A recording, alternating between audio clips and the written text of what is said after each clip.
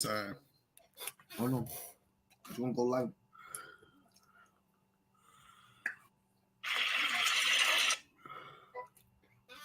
Oh yeah, we live? Are we live? Yeah, Are we live?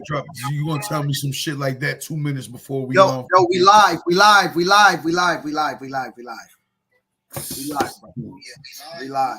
You like a bundle of joy. It's on my page. We live. Podcast day.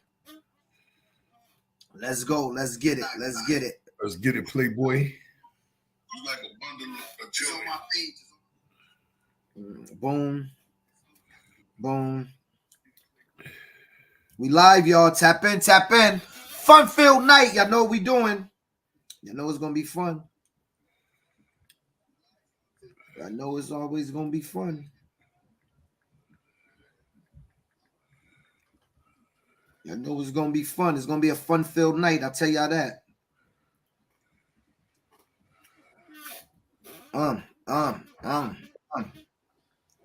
It's gonna be fun. We got some players jumping on. I'm hearing them pop in. It's gonna be fun.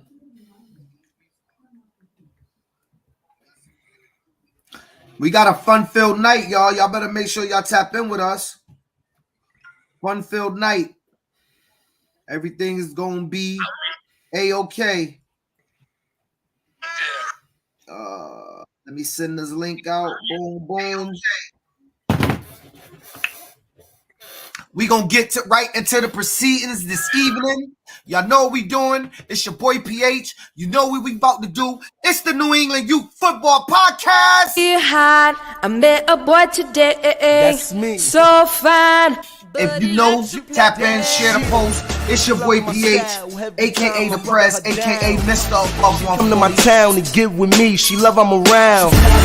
It's not about the amount of talent you have. It's 100% about the work ethic. Ask your coach or anybody that's been doing this. I met a boy today. So fine. Why is it? And they gonna say, oh, yeah, that's illegal. Cut this. Cut it out. All you coaches out there, cut it out. Because that's BS.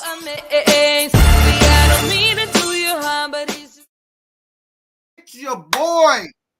We're back. Your boy PH, aka the Prez. It is Mr. Above 140. And I'm here with the GOAT himself. Crazy, stupid. What's up? It's your boy, Coach Career, the General. What's going on, Playboy? I'm chilling. I'm feeling good. We got a fun-filled show tonight. And before we bring on our guests, Lewis asked why you can't view all the comments, Lewis, because people are commenting in different Lewis, in different pages. So you got some people on YouTube, some people on the podcast, on Facebook, chat rooms and different rooms. We tend to see them all, but I still don't know how you do that. But we see them on different platforms, so that's all. But we don't need to wait no longer. We know what tonight is going to bring. It's going to be a fun-filled night, and it's going to be a peaceful night. It's going to be a peaceful night, right, Bree? Welcome to the podcast, everybody. She has been asking to be on the podcast. We were scared, and now we officially have Brynasia White. And so, everybody, please give her a hand. We have gave her a contract, and she will be nice. So, Bree, fresh off AC championship. I think Tito told me this, and I think it might. I guess it's true. I don't know. Y'all know the first one that Connecticut brought home. How does it feel? How does it feel? It feels great. It feels good. It feels great. And it's done by a woman president. Shout out to the ladies that's making change in football. Okay, Bree. Route 8 Boys. How did you come up with that? Like, talk to me. What is Route 8? Like, what is Route 8 Boys? Like, me from 860 not be down with the Route 8 Boys. Talk to me. I'm on I-90. I'm on 384. So I was trying to bring back the Looney Goons, but Coach Duke wasn't having it. He's like, we got Bridgeport, we got Stratford, we got Waterbury. He's like, Route 8. And I was like, at first I kept saying, I'm like, no. And I'm like, I guess. I put it in our group chat, and then the parents started going crazy. I was like, okay, that works. That's kind of a hot name. I got to give y'all credit. I thought Looney Goons was the hottest name I heard. Probably still is the hottest name for a team. But I'm going to give y'all credit. Route 8 Boys kind of was different. Y'all didn't go with your typical mascot. Y'all went with a highway or a route in Connecticut, right? Am I not mistaken? Yeah. That was different. All right, so I'm going to bring. So tell me about it. How many kids y'all got? So talk to me. Let's talk about the program. How many kids y'all got? Right now, from AC, we got 17. After AC, we packed it up. Like we have a lot of like. Hey, listen, everybody want to be associated with winners. Yeah, so we got. If we let everybody in, we got a pack roster. And so what other tournaments y'all got come? Y'all playing? Are y'all not in like NEYT? I think it is, right? You guys are playing. Yeah. This is a tournament team. Yeah, we're just doing tournaments. We going to North Carolina, the end of June. Nice. We got called out again by Brick City. We got Suicide Squad. Hey, listen, my boy Fly Bradford been in my inbox. He cannot wait already until next year because he want his revenge. I'll tell you. No, but you know what? I told him. They beat us by 6 points. I'm on them.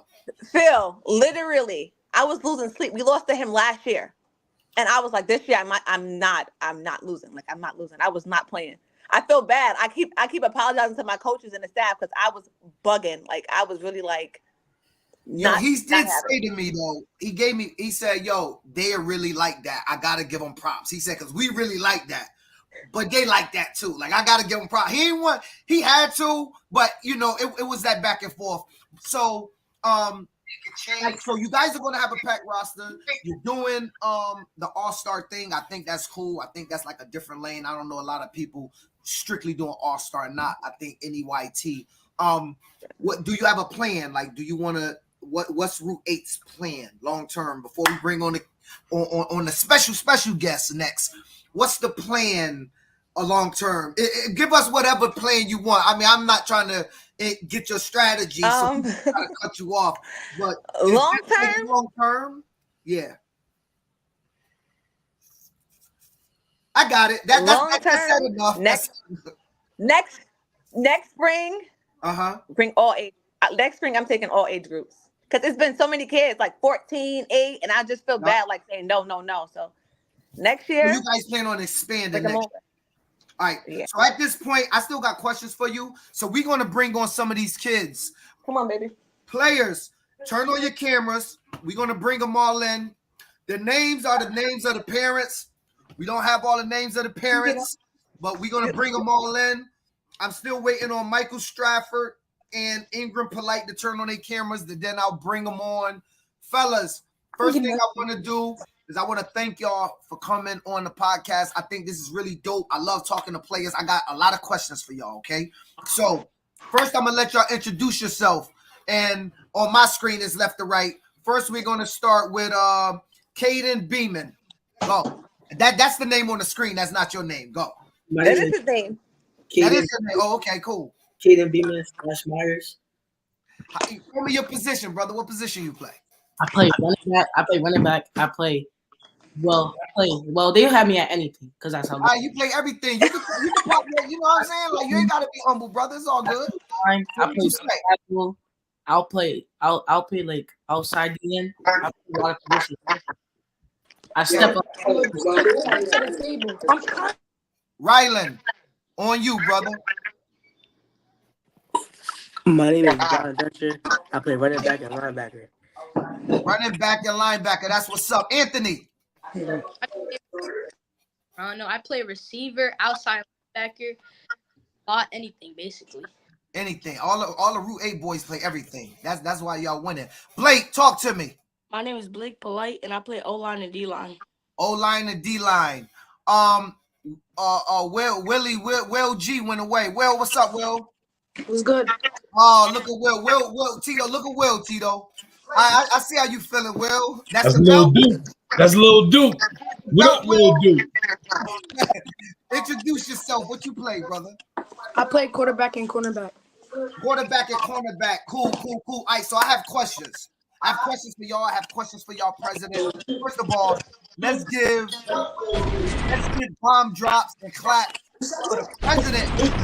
You know what I'm saying? A president, a female. So here's my question for y'all. And I'm gonna call on y'all, just unmute. I guess can we go to Brynasia, son? I mean, it says Bree on it, but you can introduce yourself, brother. My name is Noah Clay, and I play receiver in DB. Receiving DB. Noah also was the video and the picture behind the 203 All-Star pitch. I can't see his face. It's all, blacked out. He had the ill visor and all that. So, Noah, we talking to you. We're going to start with you. Tell me, what was the best part about the whole weekend? It don't even have to be football, but maybe it could be. What was the best part about the AC weekend in total? Playing in the mud. Huh? Playing in the mud and then, just being around everybody. Playing in the mud. You like playing in the mud? I was actually going to be questioning whether playing in the mud was actually fun for y'all. That's one of my questions. All right, Rylan, unmute yourself. Tell me, what was the best part about the weekend for you? Winning the championship. Winning the chip. Okay.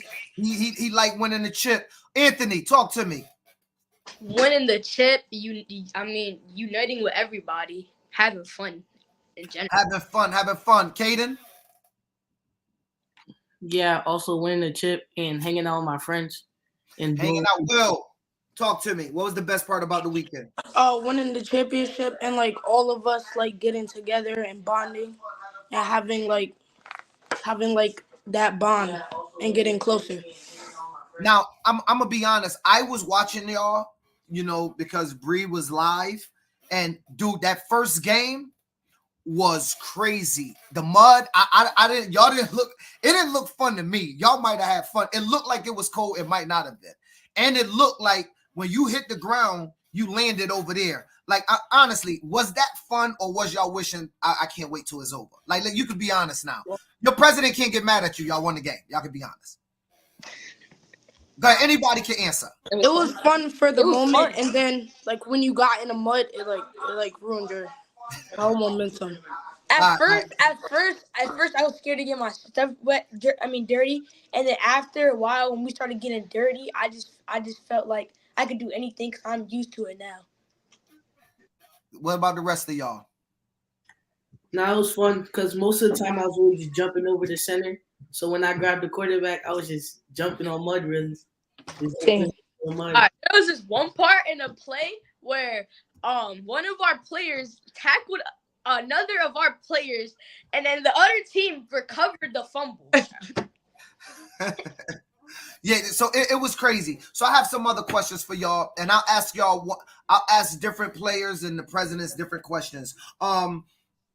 So it's always being said, fellas, that Connecticut needs to represent nationally, and we always need to get together and play RDE and play the OG Ducks. So I have a question for y'all, honestly.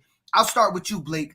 If you could have it your way, would you want to play Route 8 boys all year round and travel around the United States, even in the fall?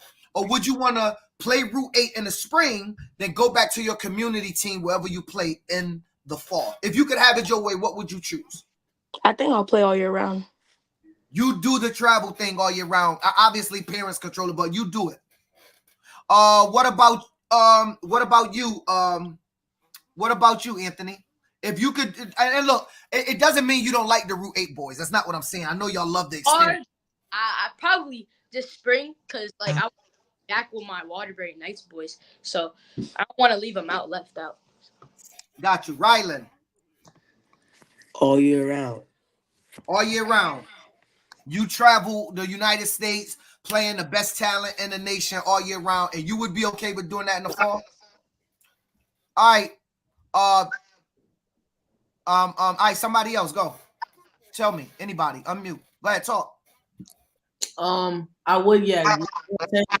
I would want to play with the Waterbury Knights again because that is my family. Yeah. I would like to play all year round because knowing that we got one, I feel like we could get even more in the past. That's what's up. Unmute yourself, Will. You muted. Will, you muted, Will. Yeah. We can't hear you. All right, Bree, you can go. First, let's do your son, and then I'll let you answer. I got a question for you. Go ahead, Noah. Go ahead, Noah. Would you do it all year round?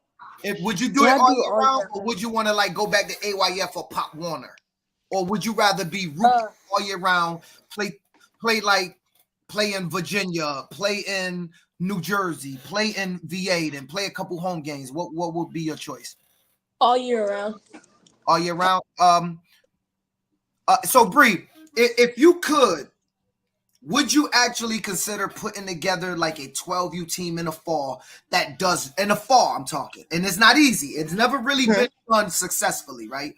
That has enough credibility to make a team like, the Maryland Heat play you, to make a team like Miami Gardens.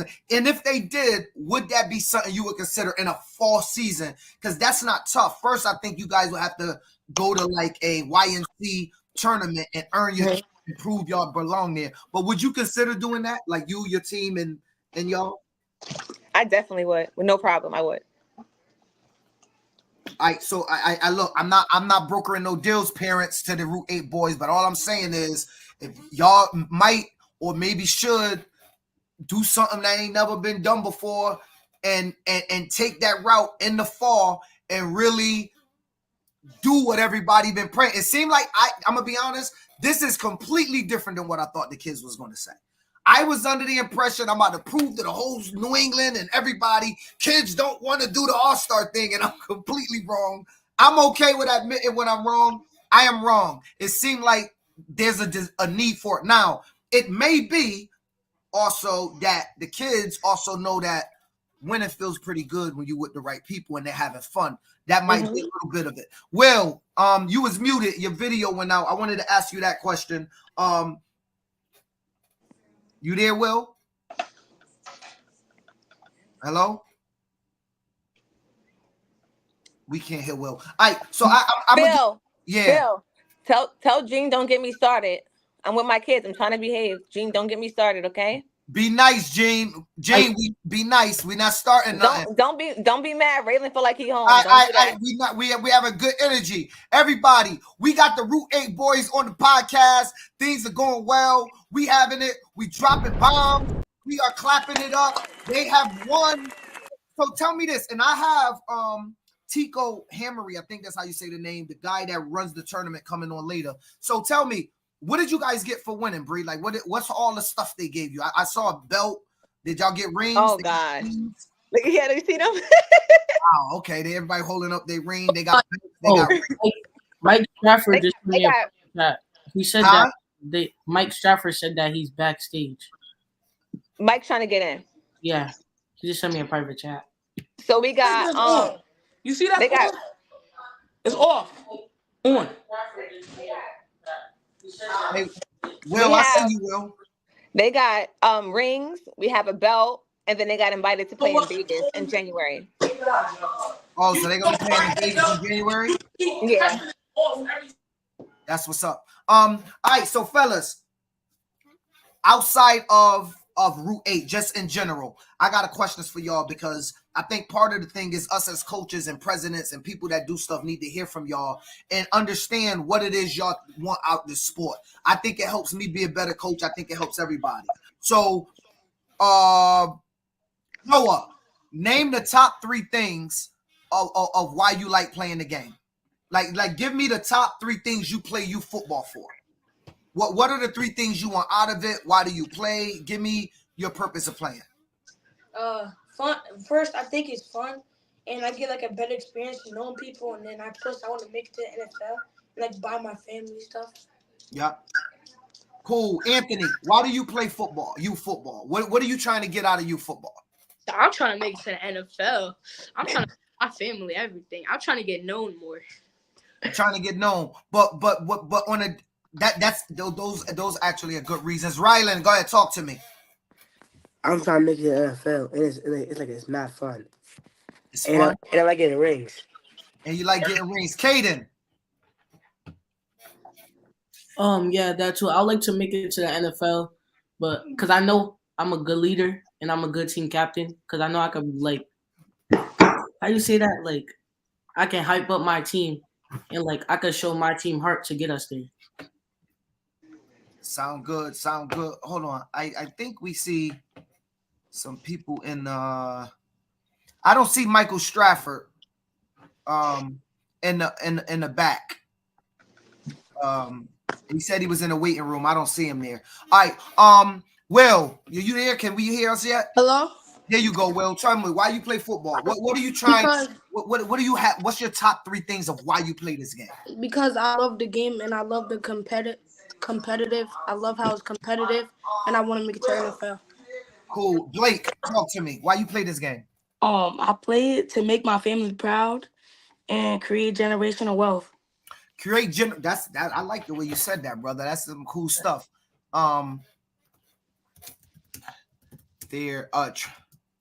I'm just talking to Michael Stratford to try to get back in. Hey, all right, so fellas, listen. I noticed something, and I want to point this out to everybody watching, right? I noticed that none of you guys said, I want to win championships or a national championship. Now, let me pause. That's not knocking nobody.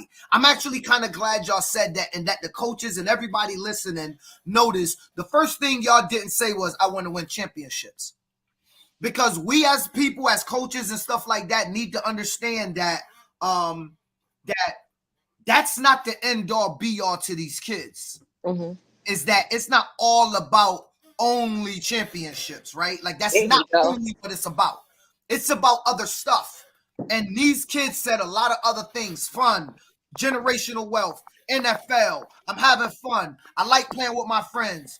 One time he said I like winning rings. Now I'm sure they all like to win, but it don't seem like if in the grand scheme of things, you need to check all those other boxes before winning comes. And so I just think that that's important that we all hear that. So I don't want to put y'all on the spot. And Mike, I'm gonna start with you since you haven't spoke. You don't have to say the name because I don't want to get nobody in trouble.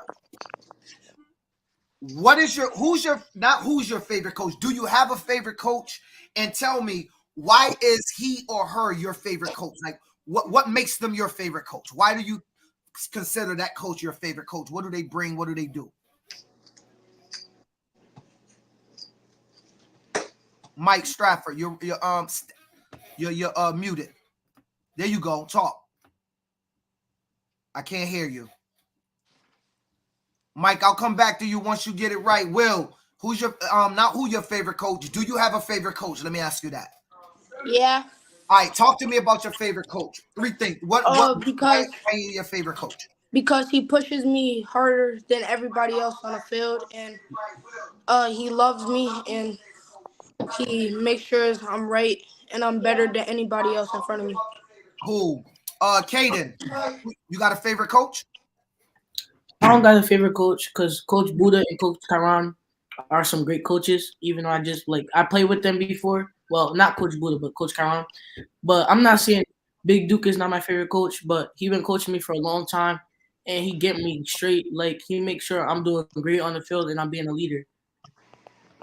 Cool. Rylan, talk to me. Y'all have to say the names. I don't want y'all in trouble when y'all go to another coach. They go, you ain't say my name. Like, I ain't trying to get nobody in trouble. I'm trying to, again, teach our community from the kids' perspective on what's going on. Rylan, you got a favorite coach? Nah, because every coach I play with is a great coach. All right, tell me what made them great. The work that they put us through. All right. Let me ask you this. Do they all of the coaches that's great, do they all check on you outside in the off season? Let's say when football's over, do you hear from those coaches? A little bit. Or do they call you back when it's September? It's all good. I mean, I'm not knocking them. I'm just trying to get information. That's all. I don't want to know no names. I don't know. All right, I got you, brother. Blake, you got a favorite coach? No, because all the coaches I had are great. All of them great. Do they check on you in the off season as well? Mm-hmm. They do. That's good stuff. Caden. Caden went. Oh, he did. Noah. Yeah, because my coach, he checks up on me, makes sure I'm good and I'm doing right in school. And then he also pushes us to be harder in practice and like we don't give up. Did everybody go? I think that's everybody, right? So I have another question for everybody. Before we get y'all out of here, it's gonna be 9:30. Y'all got school in the morning. So when you have a coach that's screaming on you, possibly use curse words while talking to you, not cursing at you. There's a difference, right? I know how coaches get. I'm a coach. Sometimes we curse, never at kids, but sometimes we curse while talking to you. Do it affect you negatively, that real tough, gritty coaching? Or are you the type of kid that, and then there's no good or bad way of coaching. There's coaches that do all type of things. I just want to know, when you hear a coach scream at you in the game, or how does it affect you? Are you the type of kid that say, you relish those moments and he screamed at me, I got you, coach, I'm gonna step my game up? Or are you the type that really like the coaches to bring it down a little bit? I mean, y'all president is turned up at the game. You heard it. I know all of y'all better like the turn up game, but tell me about it. I'm gonna go back to you, Noah. Like, if your coach scream at you, if he's cursing at you, not at you, but cursing while talking to you, do it affect you negatively, or you think you can handle that? I mean, I can handle it sometimes, but sometimes I let my emotions get to me, and then I have to walk away, and then take out my anger on the field. That's a good place to keep your anger, brother. So channel your anger into the game. Mike, you back, Mike? Let me hear you talk. I haven't heard your voice, brother. Say something. Say hello. Nope, you back to muted, Mike. Unmute again. You at it. There you go. Say hello. I don't think we can hear Mike. Kaden, your curses. Get over here, Kaden. You ain't make the damn tackle. How you react? You good? I wouldn't. It would seem like I'm holding my head down, but once I get back on the field, I do take my anger on the field, and I do what I gotta do. Do what you gotta do, Anthony. And I don't really care. It just and when they scream at me, I just take it, and then it makes I get mentally tough on the field and off the field. So I don't know if y'all getting this, everybody out there, but Anthony, he be talking how he want to talk, and he do what he want to do. I'm getting the vibe. Anthony just be like, yo, it's whatever. We got to do what we got to do. I like that attitude. Will, talk to me, Will. Sometimes I just ignore them and let my game speak on the field, and then I keep my emotions in, because if I don't, I think too much. Yep, that's good. That's good. It's okay to ignore your coach sometimes. I'm not advocating none of y'all ignore y'all coach, but if not to mentally get out, it's all good. Blake. If my coach curse me out, it's gonna make me want to push harder. Okay. And let me tell y'all why I'm asking, right? We as coaches, sometimes we need to be corrected. Me as a coach, sometimes I need to be corrected. So I'm asking you because there's a lot of coaches watching, and I want them to hear from the kids how they feel when we sometimes let the emotions get the best of us as coaches. And so we can be conscious when we're doing it. Maybe this podcast, it'll hit them and they'll go, oh, snap. They can snap back into place. So that's why I am saying that. Well, listen, the Route 8 boys, a brand new program, went down and won AC. All right. Connecticut on the map. People are in my inbox. I'm going to tell you right now, I think it was North Carolina. They want their shot, bro. They are coming next year. It ain't going to be easy. I'm going to tell y'all right now. They were writing me right after y'all won saying, we're going to get our get back.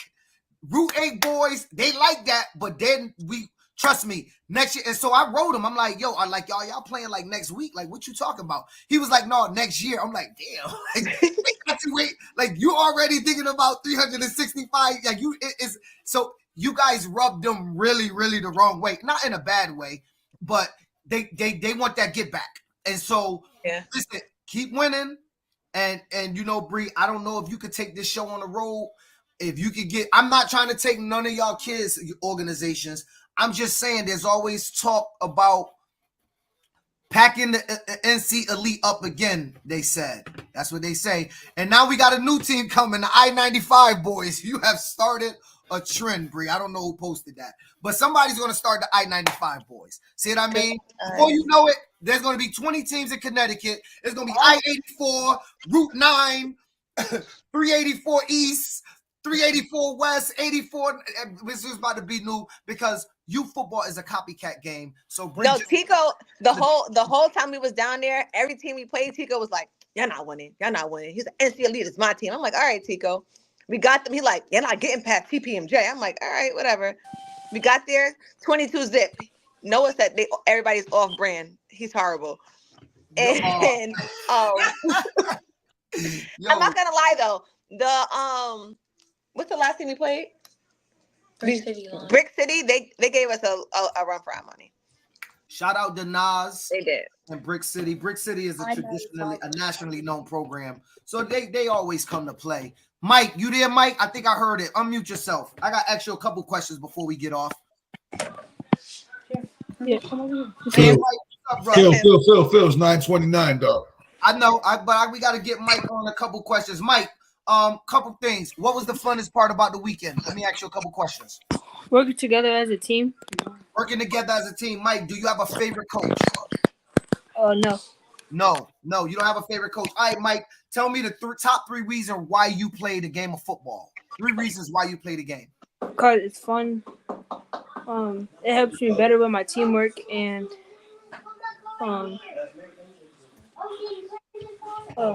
this is fun. It's fun. All right, cool. One more question, Mike.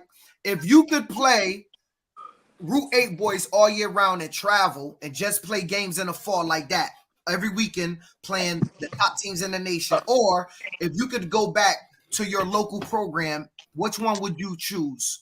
Route 8 in the fall.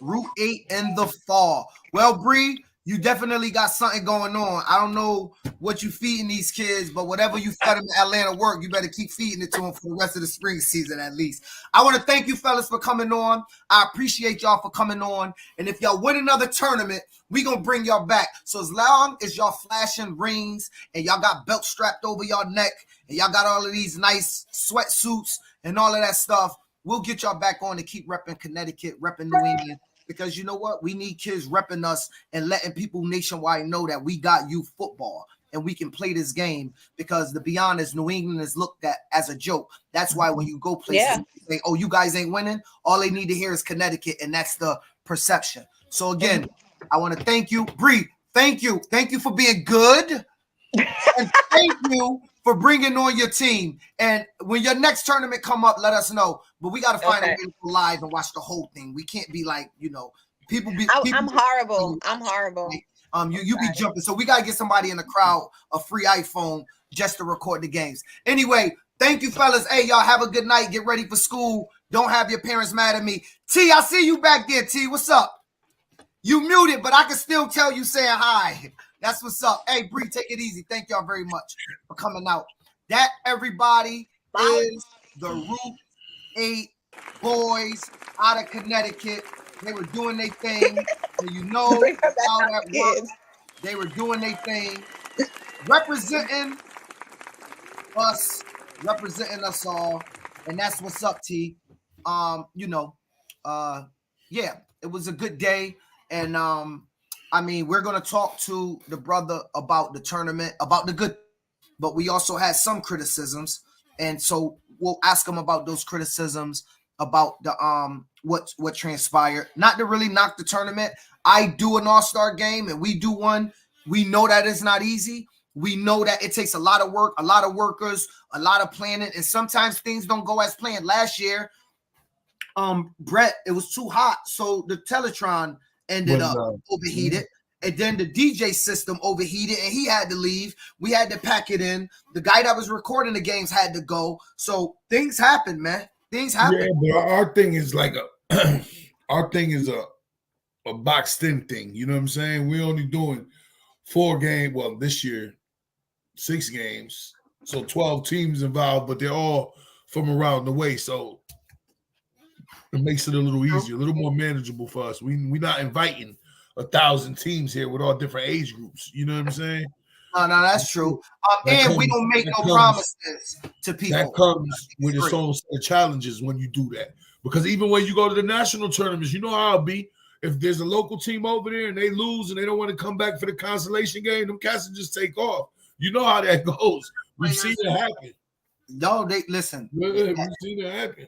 That's what happened. And you and I talked about this. Typically, the team that come the furthest is not going to get the short end of the stick. Right. No, yeah. They're gonna right. The team that come the furthest typically not going to get the if short they end. gotta move somebody, if somebody gotta take an L, it's gonna be who's coming to, like, short distance. You know what I'm saying? The cat coming from 9 hours, 10 hours ain't getting the short end of the stick. Trust it.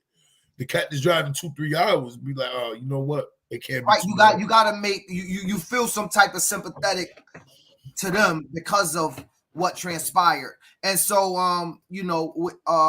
I've never been to Atlantic City. I don't know if have you ever been there? I've never been. Yeah, I've been a couple different times. Oh, okay. I never. Dope. But with Atlantic City, I'm talking about the boardwalk, the casinos, all that. Atlantic City's a city. Atlantic City's just not that part of it. You get what I'm saying? So I don't know what part of Atlantic City they be in. You know what I'm saying? All right. So are I'm assuming, is it near the casinos? I mean, I don't know. I don't know. That's what I'm saying. I'm sure they call it Atlantic City, but I wouldn't assume those games are like right there where where everything's at. I don't know. You'd have to ask me that. You should ask Bree that while she was on. All right. So let's change subjects. We're gonna move over. This past weekend, Tito, we got 10 minutes before we bring on the AC guy. This past weekend, we had Singletary. No Singletary? Singletary coming in? Yeah, he's on. I'm about to introduce him now, bro. Oh, my bad. We had a flag or no 7-on-7 tournament in the state of Connecticut put on. And I'm gonna let him introduce it. But if everybody please welcome Samuel Singletary. Everybody know who he is because he's always talking stuff on the podcast and in the youth football chat, brother. Welcome. Tell us. I said it wrong and you got on me. I called it the wrong type of tournament. So I'm going to let you tell me what it is you did this past weekend. I heard a lot of raving reviews, even from people that attended out of state. So you put on an event. What was the event called, etc.? You're muted, by the way. You're muted, Sam. Yo, Big Sam, you gotta unmute the mic, cuz. And I'm gonna remind you to tell him who put the battery in your back, cuz. I'm gonna remind you to tell him who put the battery in your back, cuz. So you can jump out the window. I had a lot of charges. But it was basically my son JoJo. He wanted every year for his birthday. He wants some type of football game. So first we did flag. Now he's older. We did sevens. Yep. And I think last year we scrimmaged CT Pride. We did well. And then we scrimmaged with somebody else.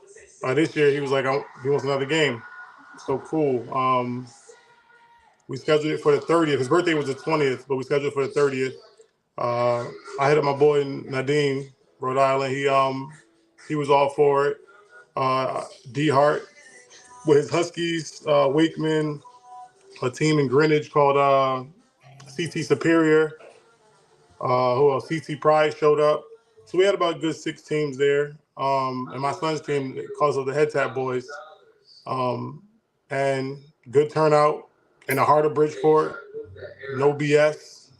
No violence. No nothing. No nothing. A lot of fun, a lot of antics, all friendly with everything, right? 100%. You know Nadeem. I saw the field goal. Oh man! So what I did was kickoff or whatever was at 1. So at 12, hit that brought everybody to center court. Was like, center field, and was like basically rules. Don't touch nobody on the celebration. Yep. Whatever the refs say, it goes. Coaches don't even talk to me or the refs, and we're gonna have a good time. And that's exactly what we did. Cool. All right. Who won the tournament? Nadine's team beat my son's team actually, and my son's team is 11 and 12-year-olds. Some of them just turned 13, but we played at a 14U level. Okay. Yeah. So and he just the field goal and it's 7. Oof.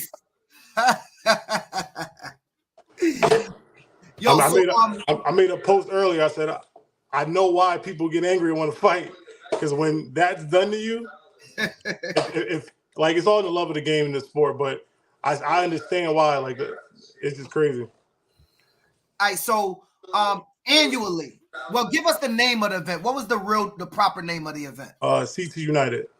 CT United. And you don't just mean you want Connecticut teams. That's just the name of what you're Correct. starting up, correct? Correct. Okay. Is this an annual event now? I mean, I would say you should do it annually with the response you got. Everybody seemed like they had fun. Everybody seemed like it was cool. And I think that people should definitely, I think you should definitely do it. I don't think that there's a pylon type of event going on in Connecticut. And I think that you could, fill that space. I think it's needed, right? To bring that energy out, to allow that type of fun. That's kind of what we do on the tackle football with the All-Star thing. We allow them to breathe in rare form, right? You get to run up, celebrate, do your backflip, run to the Teletron, throw up your team. And I see that creating on the 7-on-7 side. What's your plan? Don't tell all your plans because it's a copy. No. So it will be an annual event. And it probably will be more than one age group next year. But we had 6 tournaments and 6 teams, and you guys, any parent there, games like this, schedule. We kept the schedule it wasn't like a whole hour wait. It was packed. Parents, kids, like that energy is definitely what's needed in Connecticut. And it's called CT United because I feel like in Connecticut, everybody wants to be the reason why CT pops off. Instead of being a part of the reason or help bring it together. Everybody wants to be, Sam, I did this. I made CT pop off instead of, dang, Tito got behind me, Phil got behind me. We made this thing happen. You know what I mean? Yep. But and it's not about stepping on toes. It's about creating another avenue. I think I had a post that got into people's under their skin because I said I'm gonna start my own. Well, hold on. Uh-oh. Where are we going from here? Where are we going? Because clearly, I still got my team. They're called the Head Tap Boys. Right. They're what I'm saying is, are you going? Is the Head Tap Boys going to become a thing? Are you going into the to 100%. basically? Are you going? The name that he has is HTB CEO. So it sounds like you started a business. Talk to me about HTB. No, we definitely gonna take this. I have a core group that my son's friends, they play together. They play together in West Haven. They play together in the spring. They play together. And they have a brotherhood where they love each other. So I spoke to the parents. We're definitely going to take this show on the road. There's a couple tournaments that I'm looking at. But next year will probably be the full rollout because I'll have something that I know what I'm doing. Right. This year was like the sample size. But I think the Best of the West tournament will probably be there. There's a tournament in Mass will probably make an appearance. But yeah, it's all about. So there are a couple of really good programs around Connecticut, but there's none down here where the kids who can't make it there have. And that's going to be it. Correct. Are you going to expand on the number of teams? I know you're going to turn into a flag program. I mean, stop saying 7-on-7. Thank you. 7-on-7 program, but are you going to expand it to other levels? Because I think next year you guys may play at a 13, 14U. Are you going to offer possibly a 9U, find some coaches or 10U or 12? So one thing what I'm going to do is my son, you guys ask anybody, he never plays his age group in the spring. He plays up. No matter what he's doing, he's playing up because he has to get better. Other than that, we definitely will have like 3 to 4 age groups. Cool. How do those age groups work over there? Is it like how it's 14, 12, 10, 8, or is it every? Yeah, so sevens typically starts at 12U. Typically, I haven't really seen any around here under that. It's usually flagged under that. Right. But 12, 14, 16, and possibly 18. Cool. Well, Sam, look, brother, I'm looking forward to you doing it. I'll help. But you can't do it on a weekend in which my wife work and I got my daughters because I'm not coming out there all day with a 6-year-old and an 8-year-old. I guess they'll be 7 and 9 by then. But either way, they can work the concession. Huh? They can work the concession. You're not gonna be charging me. So your next tournament's what? The Best of the West? Yeah, we'll be at the Best of the West. Jersey. Talk to me. When is the Best of the West? When is the Best of the West? I haven't seen a flyer for it yet, but I believe it's June 1st. All right, Levi, tap in. Let us know when the Best of the West is. Send us the flyer. We'll put it up next week. We'll maybe have you Jersey's already in. To to post it up, huh? Jersey's already in, just waiting. Next year, I'm gonna have one of my coaches, maybe Larry Myers, put a team in your tournament. That's my guy. Put a team in your tournament. So yeah, we'll come through. I mean, the Canes will come through and win that thing. I mean, it is what it is. Y'all really want that smoke? Let's do it. Hey, listen, I mean, y'all know we coming with the antics though. Yo, Larry had a good showing against Cam's team. Larry had a good showing against Cam's team, right? Hey, I know we had to play with. Yeah. They did. So anyway, yo, Sam, thank you, brother. I appreciate it. I appreciate you coming on. It was a great event. Like I said, I spoke to a couple people that was there from Rhode Island, and they was bigging you up. Now told me straight up he loved the event. I did talk to him about the event. He loved the event. He was thankful that you brought him out. He was happy y'all was able to have fun. He said it was all love. It wasn't no BS.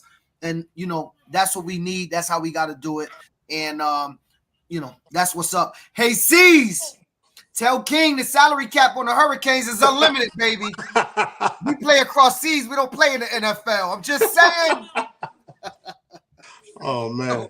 I mean, Sam took a picture with our lineman. At least I could do is offer salary cap money. Hey. C's talking that King ain't going nowhere.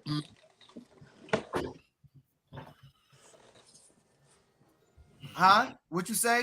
I said C's talking that King ain't going nowhere.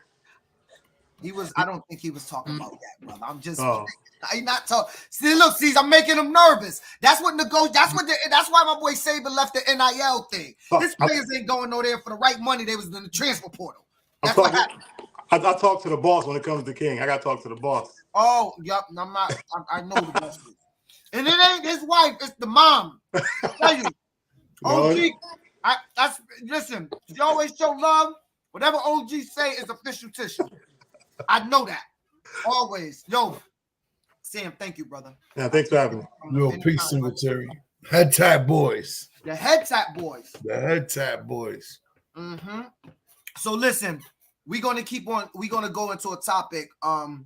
Tico's having a problem getting on. That's the Atlantic City owner, CEO. He's jumping on now. He's having a little bit of difficulty. He is the CEO of Sports Farm Youth All-Star Weekend, which runs Atlantic City. He is going to be on live to talk to us. We're just waiting for him to work out the kinks. While we're doing that, Tito, one of the other things that was on our agenda to discuss very briefly is checking yourself to better the youth football culture. You remember that conversation we were having about, and I'll kick it off. So we were talking about how sometimes as coaches, we have to check ourselves, check our egos, and check our relationships with other people and how we react to other people and in order to better the culture. We oftentimes talk about, these petty beefs don't work. But if you notice, and I'm gonna say what Sam just said, right?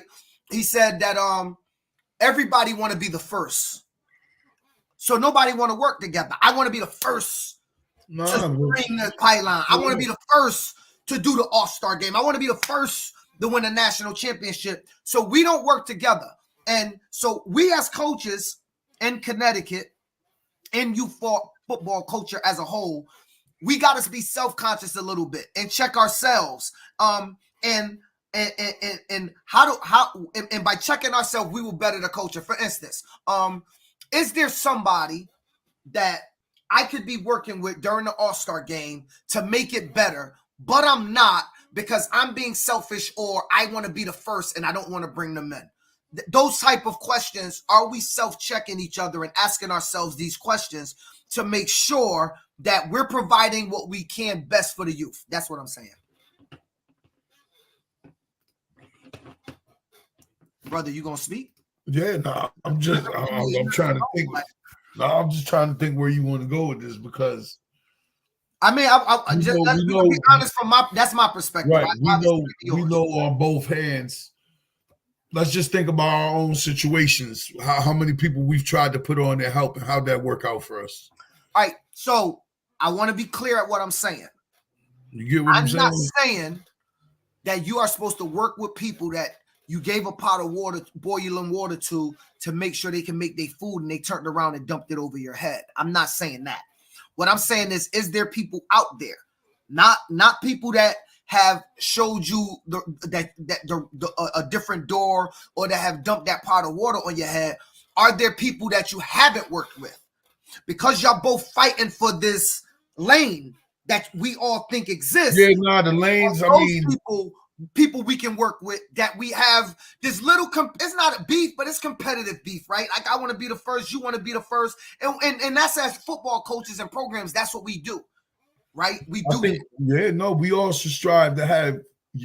When you create a brand or you're part of the brand, you're trying to push your brand forward. That's what you're supposed to be doing. 100%. You get what I'm saying? Is push your brand forward.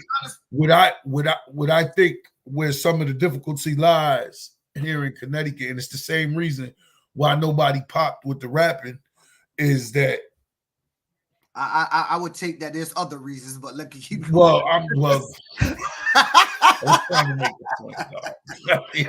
Go ahead, let me stop. My point is what you say. You get around people, right? It's like every new person that gets into this think they're gonna come without no nothing and change the way the orders go. You get what I'm saying? It's like nobody ever wants to just stay in their lane and kind of get your feet under you. You know what I mean? Get your feet under you, see how things move, see how things shake, see who's moving and shaking, and then build your relationships from there. Everybody just wants the instant quick grits, instant gratification of what comes along with this. And it makes it tough to work with people, dog. Like it makes it very tough. And you try to pass it along to the younger generation, but sometimes some people, they think they know more than you, and it makes it difficult. You get what I'm saying? Well, yeah. All right. So how can I say this? You said that that's what I said. That's why I had to think about where you want to go with this, bro. People come in and they don't stay in their own lane. The reason why, Tito, I think it's like that, because it became mostly business. Like, youth football always been a business, but now it's big business. Like, it's mostly. It's got to. It's not. Oh, it's supposed to be about the kids. Let's push that. I hate that saying. Right? Every time people say that, because we know that's not true. We know that's not true. Being that it's mostly business, people will see somebody throw a successful All-Star game in the state of Connecticut, and then jump out there and say they want to throw another All-Star game in the state of Connecticut or in New England, right? And why are they doing it? They wouldn't hit you up, Tito, and say, yo, I think I can add value to your brand and what you're doing and still make my money. Let's sit down and have a conversation. No. I'm just going to outdo you. Right. And so my plan is to shut you down so I get the money. Right? That and it's a competitive business, i.e. why I said to Sam, why I said to Bree, don't tell your whole story. There is lions lurking the land. Like, there's people lurking. Always. They're not lions. They're not lions. Let me rephrase. They're more like hyenas. There are hyenas lurking the land, waiting for the meat to drop so they can grab it and run away. Wolves in sheep clothing. Right. And so that part right there, how do we, and so that's what the discussion was. I'm going to stop it right there, Tito, because Coach Tico is on. Coach Tico, can you turn your camera on, brother? Let's bring him on. I see that he has joined. I don't know if he's there yet. He's there. I see his name right here. I don't know. No. I know he's there, but I'm saying I don't see him. His picture. Coach Tico, can you hear us? You mad low. It's very, very low. I think he said, yes, I can hear you, but it sounded like muffled and real low.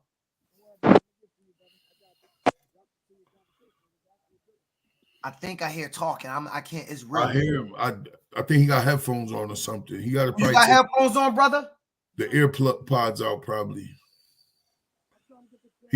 There he goes. What's up, brother? We can't hear you. You mad low, real low. We can't hear him at all. Yo, jump off and come back on. That's all. All right. Yep. So listen, he gonna jump off and come back on to you. We'll keep going. Yeah, I often at times have to check myself because we all have attitudes. We all got egos. We all have likes and dislikes, and we all got that ability to say, man, this dude, right? Like we get in that mode, like, man, F these people, F that dude, or F that. And we got to check ourselves sometimes. You know what I'm saying? We got to check ourselves sometimes. Hey, everybody, I'm going to ask Coach Tico, where's his Root 8 shirt? I got y'all. But we got to check ourselves. And look, T, when we came up, T, we didn't have this much infighting and beef. We had people that wanted to not let you in the league because they wanted to, but we didn't like what it is now. The toxicity that exists, it wasn't like that before. And think about how much more populated youth football was. Leagues were massive. Programs were big. CTYFL had 20 plus. Like I said, you had Candlewood Valley. You had Southern, you had Central, you had all these leagues. They were all bloated, and you know what? There was no real super amount of infighting at the time. No, there wasn't, because there was an etiquette, and there was an etiquette. Like we might not have messed with each other, but it wasn't there wasn't emotions. It was more businessy. And over the last 10 years, like I said, with social media and everything else, it's kind of diluted. It's diluted the workspace. And like I've told you many times, I don't like where it's going. So maybe I can be the old cat at the party, and it's time for me to fall back from like doing everything. But it's not in a good place holistically. And I don't know if we can make it, I don't know what else we could do to try to make it better. We've tried. We've tried. Look, we created this platform. This didn't exist 5 years ago. You get what I'm saying? Where people could come get all the news, with youth football in New England or in Connecticut, however you want to look at it. We blazed the trail with that. We try to keep it positive, and look at all the negative attention it's brought me and you personally. You know what I'm saying? How many phone calls and shit where we arguing with people and just I hate to just bitch shit. You know what I'm saying? Like just straight up stuff that we deal with, like for no reason. When all we try to do is make it a better place. You know what I'm saying? At least for cats locally, at least for cats regionally. You know what I'm saying? Well, when you got dudes regionally, locally trying to get you kicked out of leagues, right? Like get you banned because they want to say you cheated or this or that. Play the game, suck it. Like anyway, Coach Tico's back. What's up, Coach? What's up, good brother?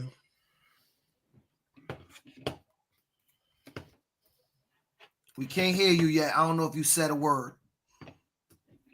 It's unmuted. We can't. He's still speaking. I don't even see a microphone. I don't see a mic, brother. No, now he's muted. Unmuted. Yep. Unmuted. Hold on. Hello? We would hear the phone ruffling. Was he on the phone or computer? Because we've never had this problem. We've never had this problem. No, we just had a bunch of people on it where their mics was fine. All right, so T, let's go to the next one, which I think is the big topic. I wanted to save this to the end. He's having issues. I'm willing to stop and revisit it. Everybody, I promise you we're going to get Nico on. I know y'all have questions for him, but he's not up here strictly to answer questions about nothing negative. That's not what we ain't up here in the interest of attacking nobody. The brother ran an event. Obviously, some people liked it. There is some questions that people want to ask about some things that happen, and we will ask. That's our job, but we ain't here to bash. I want to be clear, right? All right, Tito, the state of play of New England, we're talking Pop Warner and AYF. You talked about this regarding travel. I'm going to let you go first. Yeah, there's no more. There's no more. If you're trying to play in the national structure where you're trying to make the run to Florida, there is no more you getting 4 home games and you getting 4 games 20 minutes away. That's not the landscape of this no more. At least twice a year, you're going to be traveling 2 years. I think that if you look at the last 5 years, that has kind of become the norm for most of us. So it's not unreasonable to think that you're going to go 2 hours a couple times a year to go play a game. I mean, it's just the state of where we're at, and you got to be comfortable with it. Whatever league you decide to go in, if you're on the national track, you're going to be traveling a couple hours a couple times a year. That's just what it is. And I just think that's the new normal. What we're doing is no more playing the guy next door. Those days have left us. It's a little more broader of a range now, and I just think people have to accept the fact that travel's here to stay. I mean, look, you got this Route 8 boys is looking to take their show way on the road. You got the Intruders. You got cats that want to take their show on the road. Now, that's not my thing, and I don't got a problem with the lane nobody else is in. It's not my thing, but I'm with the traveling a couple hours a year, a couple hours a year, a couple times a year to go play football games. I mean, I just think that's what it is. If you want the better games, you're going to have to travel a couple hours, couple times a year. What up, KR? Kel, what up? Hey, Gene Miller said local ball is trash. Gene, I think you misunderstanding what Tito's saying. I think what Tito's saying is, we're both saying this, your new local ball is travel ball. Right, it's regional. Local travel. It's regional travel. Yeah, it's regional travel. There is no more. You will travel within a circumference of 30 seconds. Now, there is, if you choose to go to Shoreline, choose to go to UYFL, choose to go to Nutmeg, choose to go to those leagues. And somewhat they have this in Northern Connecticut, Pop Warner, and RISMA, maybe CMAS a little bit, AYF, right? From what I'm hearing, they had it in Blackstone, but we'll leave that out the conversation. So you have these pockets of people that had this, right? But for the most part, national travel youth football, league-wise, in New England is now regional. Travel all regional. around New England. It's You're regional. going to have to travel between Rhode Island, Boston, and Connecticut. If you want to be on that travel track, you're going to have to travel those things. I don't think there's no way around it. I mean, you see all over the place now. There's Connecticut teams in Mass. There's Mass teams in Connecticut. There's New York teams in Mass. And I mean, New York teams in Rhode Island. You got Rhode Island teams in Connecticut. You got Boston teams in Rhode Island. You got all types of different things going on. It's no more of the days that we're just going next door to play a game. That's just not what it is. I'm cool with it. I've adapted to that part of it. I don't have a problem with it.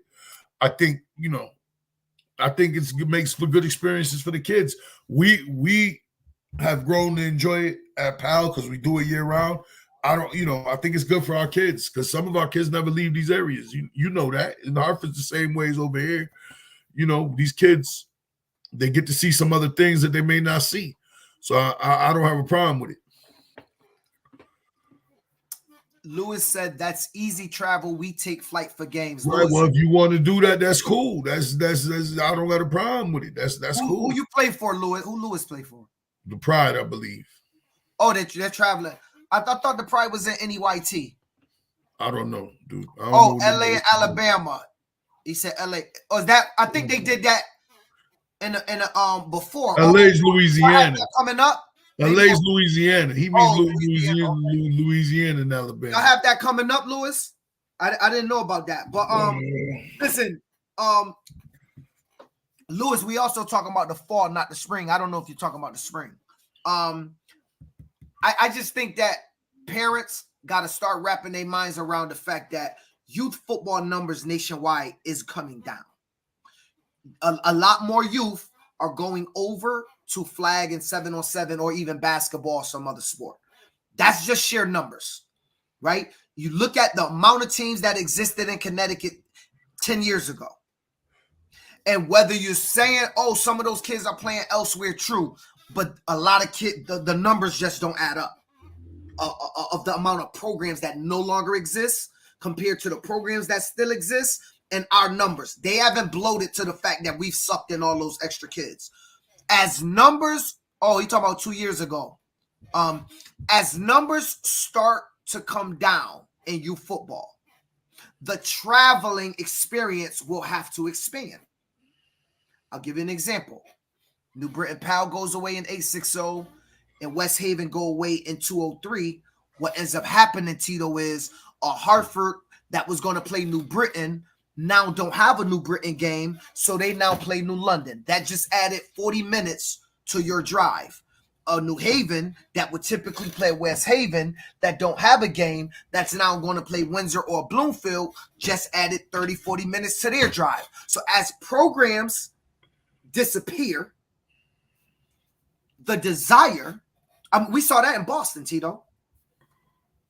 As programs start to disappear, the desire for games become greater. Now, if there was a Boston Chiefs and there was a Boston Bengals and there was a, I don't know, not other Cambridge, right? If you added those 3 teams with 5 teams each, imagine the amount of games Mick would have, or Boston Raiders would have. That's 3 games that they could play right there in town, right close. But as programs go away, travel has to expand. And so I think that we got to be conscious about that. And we now all have to embrace the fact, parents, especially you, embrace the fact that your child is going to be traveling.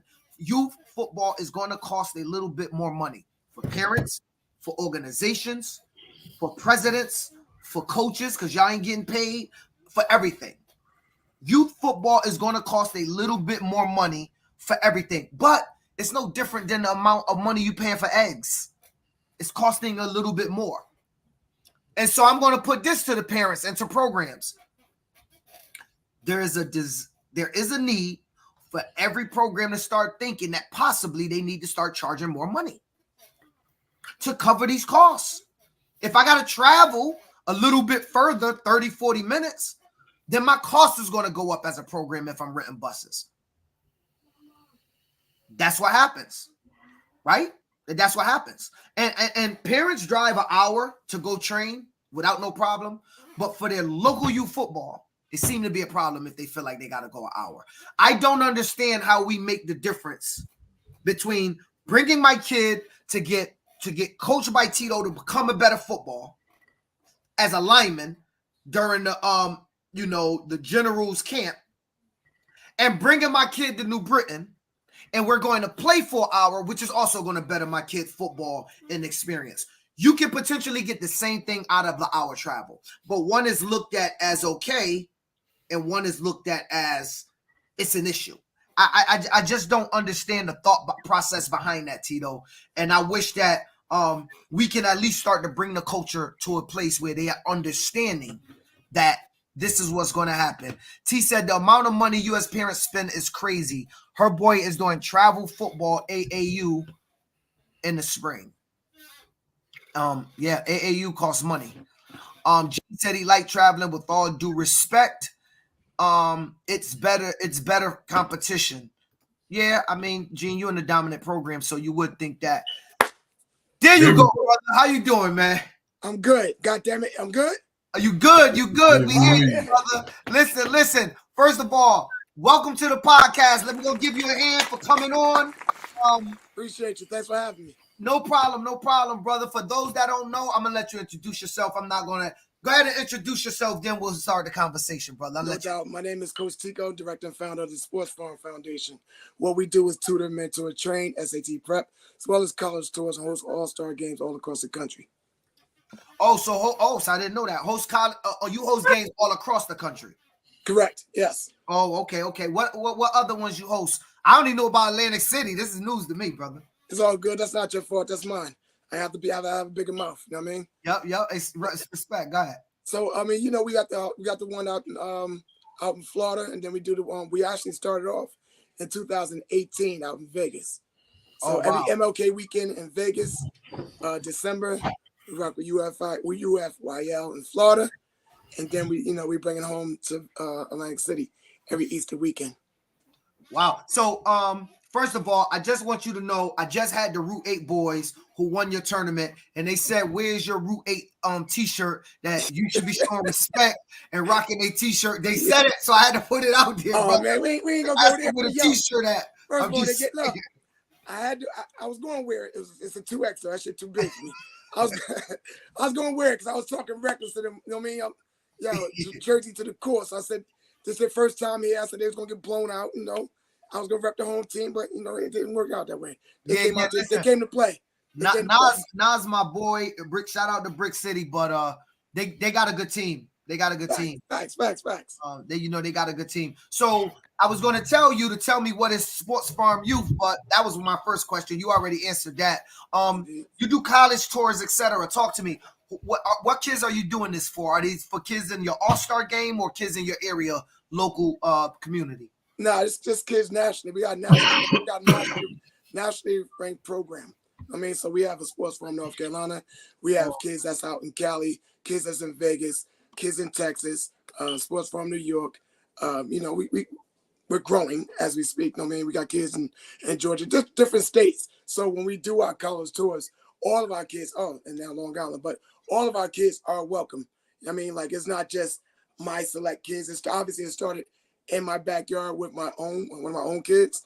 But, as it continued to grow and grow and grow, and when we start going to different college camp tours, those kids wanted to join forces. Yo, coach, can I ride out with you? Can I train with you? Can I, as we just start keep growing, bordering towns, then bordering counties, then bordering states. And then, we start kind of going from there. I got my first natty in 2016. So I was like, after participating in a couple all-star tournaments and everything else, I was like, all right, this is dope. I was like, now I think I'm ready. I mean, after like maybe 5, 6 years of participating in tournaments and seeing some of the flaws or whatever the case may be, in 2018, I was like, it's that time. All right. So what would let's say, I'll use Brynasia since she won a tournament and she was the president of the program. Let's say she started working with you, Sports Farm Connecticut. What is it? What is it? Yeah, go ahead. So Tito, what I'm about to get at is Sports Farm we're talking about. What does it look like? Hey, Gene Miller, I'm gonna ask you a question. Gene said, what's the difference between him and D1 Nation? So let me ask you, Coach Teak. Tico, my bad. What would a Sports Farm Connecticut look like? Like, what do you do? Like, I understand you guys do where are the kids coming from? Are they kids that play football? Are they any type? Like, if you were starting a chapter in Connecticut, what would it look like? And how would they get associated with Sports Farm? Well, they would spend some time with us, for one, and just understand all the things that we do under our umbrella. So one of the first chapters or the second chapter that actually joined us, like North Carolina, right? They do everything we do, you know what I'm saying, but they enhanced it because they have a STEM program. So let's just say, for example, we have a Sports Farm Connecticut, right? That's in the building. I mean, that encompasses, we're going to help you out with your camps. We're going to help you out with your college tours. If you need tutors, we have online tutors that will be able to assist you as far as recruiting, whether it's high school and or college. Like, we actually had, I'm gonna get back to your question, but we actually had a couple kids that we recruited from Connecticut, right? One by the name of JoJo, we go to St. Joe's, and one by the name of Delaney Flood. All high-level recruits. They're from Connecticut. They played for Sports Farm. We took them out to nationals. We took them back to AC, and they end up staying here and going to some big-time schools. One is the number 2 school in the state, and then one is the number 1 school in the state with Bergen and St. Joe's. I mean, so did Flood play in the All-Star game? Is that him? I don't know. That's correct. He might have played in our All-Star game. I think he did. In our All-Star game. We thought Connecticut Youth All-Star game. Yeah, All-Star he was. Okay. Flood, I think he Bridgeport. Out of Bridgeport, yeah. He played with you guys a couple years back, yes, before he came over. All right, so talk to me. So let's concentrate on that Atlantic City one real quick. How many teams did you have at that tournament total? Just under 70, maybe 65, something like that. Wow. 66. And what levels did you offer? From 7U to 8th grade. 7U to 8th grade. Okay, so there's no high school kids in your tournament. No, not in Atlantic City. That's in Vegas. Vegas. Okay. In Vegas. All right, so you win Atlantic City, offer to go in the Vegas tournament? 100% correct. And the offer, what does that mean? Like, you get to play. Is there a fee to play in the Vegas tournament, and that's waived? No, that fee is waived, as well as we offer you part of our fundraisers. So we're a nonprofit organization, so we do fundraisers each and every year for all of our teams. I mean, so if you win our championship, you don't have to be a Sports Farm team, right? So if you win the championship and you say, hey, coach, we need some assistance trying to get out to X, Y, and Z, one of our tournaments. We are allowed to join in our tournament to help your organization raise funds. Got you. That's what's up. And so how much does Atlantic City cost versus Vegas versus Florida? Your tournaments. Right. So for a team, I'm talking about a team. For a team. Yeah, so usually Atlantic City is $500 a team. Yep. Vegas is $350 a team. Unless you hit the threshold, and then it's $450. All right. And then pardon me. And what you call that thing? Florida? In Florida, it goes per person. Oh, okay. So it depends on your roster. Correct. It goes per person. Got you. All right. So do you guys offer discounts? Like, I'm coming to Atlantic City. Do you have hotels you work with I guess I could have asked this earlier, but I figured I'd ask you. No, like, you get discounts on hotels, or I've never been there. Maybe I need to come out next year to see how it goes. Are you guys right in AC, or that tournament held outside of AC? No, we're trying to figure out where you guys are at geographically. Hold on. I got you. I'm in Mountain County. I'm in Jersey Shore. So I'm like an hour out of AC. But where we strategically held all of our I gotta watch out because he said earlier it's be a bunch of wolves and sheep clothing so as they try to get the blueprint. But I heard you, brother. I got you. I mean, yeah, be careful. I tell everybody, be careful. And I'm gonna get to that. I'm gonna get back to that too, because y'all made some valid points early before I can get on. I mean, so doing it for the kids ain't dead, but I got you. I'm gonna get to that. But we're located about an hour out, and strategically we hold our events in Atlantic City, in Vegas, in Florida, all the places whereas it's kind of a tourist events, so the parents can have fun and enjoy themselves as well. And yes, we have we kind of. In Jersey, we kind of like the blueprint, right? So on the East Coast, you don't got to say the hotel names. I'm just wondering, is there discounts? That's all, brother. Yes, honestly, it don't matter. You have people calling up the hotels trying to get a deal before you. I don't want that to happen. Now, listen, ours is locked, Coach. We're good. We have a relationship with them that it doesn't matter if someone else can get on and try to put their families on. I encourage it. Go ahead, do what you do. Yeah. I mean, that's like when we grow a relationship. Our relationship is our relationship. Nobody else can come in and try to do what. Hey, have fun. Yeah, listen. That has to be the attitude, and if it's not, then we'll be chasing our tail. So, when people win your AC tournament, what do they get? They get the belt. The kids get the rings, and they get the free invite to like I said, they get the free invite to Vegas, as well as half off the following year because they champions. Oh wow, okay. And the Vegas winners. The Vegas winner get the free invite. I mean, they get the free invite to AC.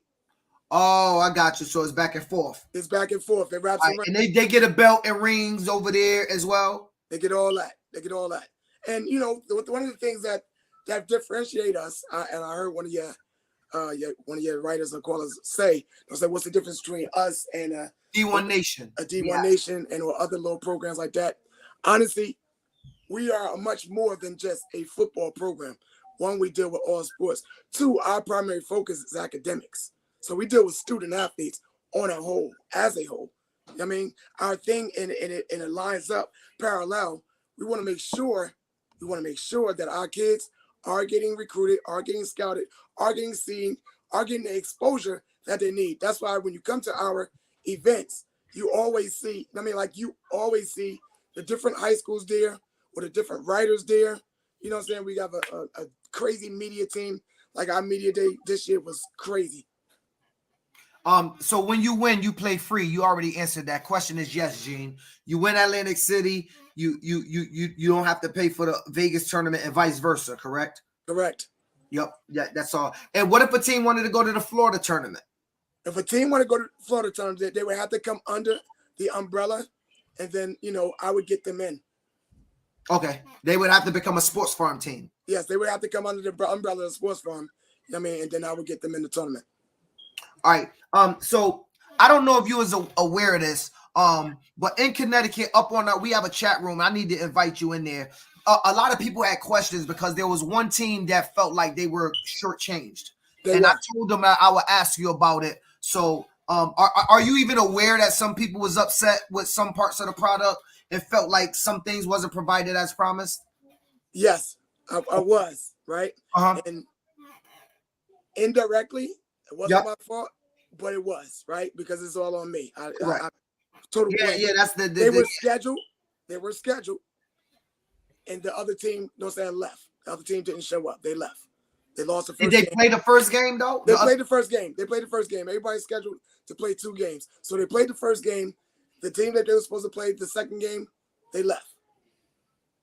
Okay, and that tell why, because I did see.